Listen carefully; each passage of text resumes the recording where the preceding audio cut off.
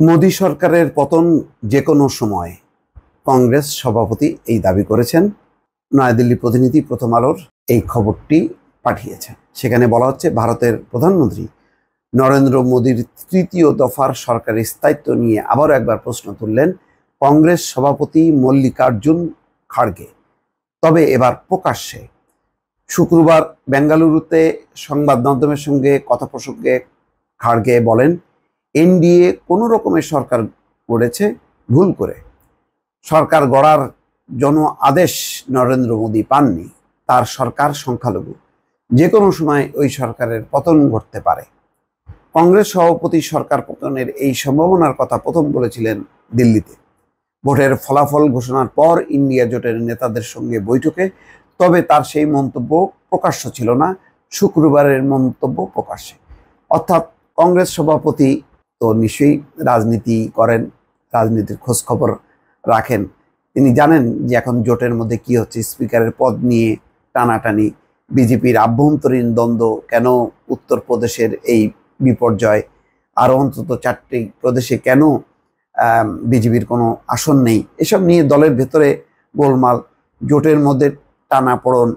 এই পরিস্থিতিতে হয়তো খাড়গে খুব তথ্য জেনেই তিনি প্রকাশ্যে আনছেন বিষয়টা এবং খুব কনফিডেন্টলি বলছেন। তিনি বলছেন, আমরা তো চাইবো সরকারটা চলুক, দেশের জন্য সেটা ভালো। আমরাও চাই একসঙ্গে দেশের জন্য কাজ করতে, দেশকে মজবুত করতে। কিন্তু আমাদের প্রধানমন্ত্রীর অভ্যাসটাই এমন যে যা ঠিকঠাক চলে তাকে চলতে দেন না।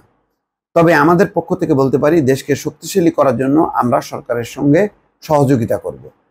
খাড়গের এই মন্তব্যের পিঠে প্রতিক্রিয়া জানাতে বিজেপি ও শরিকেরা দেরি করেননি।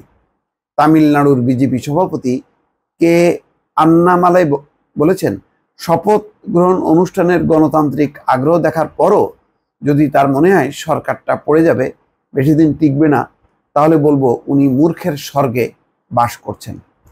এনডিএর শরিক দল বিহারের জেডিইউ নেতা নীরজ কুমার আবার খাড়গেকে কংগ্রেসের নেতৃত্বাধীন জোট সরকারের কথা মনে করিয়ে দেন। তিনি বলেছেন, 1991 সালের নির্বাচনের পর কংগ্রেসের হালও এমনই হয়েছিল। সে সময় নরসিংহ রাও সংখ্যালঘু সরকার গড়েছিলেন, চালিয়েও ছিলেন। তার মন্তব্য, কংগ্রেস এখন 99-এর চক্করে পড়ে রয়েছে, সেখান থেকে বেরোতে পারছে না।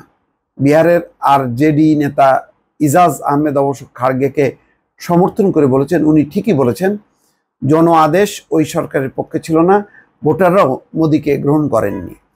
লোকসভা ভোটের ফল প্রকাশের পর তৃণমূল কংগ্রেস চেয়েছিল কংগ্রেস সরকার গড়তে উদ্যোগ কি হোক, বিজেপিকে সরকার গড়তে দেওয়া ঠিক হবে না। কিন্তু সে সময় দেখা যায় সরকার গড়তে বাড়তি যে সমর্থন দরকার তা ইন্ডিয়ার পক্ষে চট করে জোটানো সম্ভব নয়।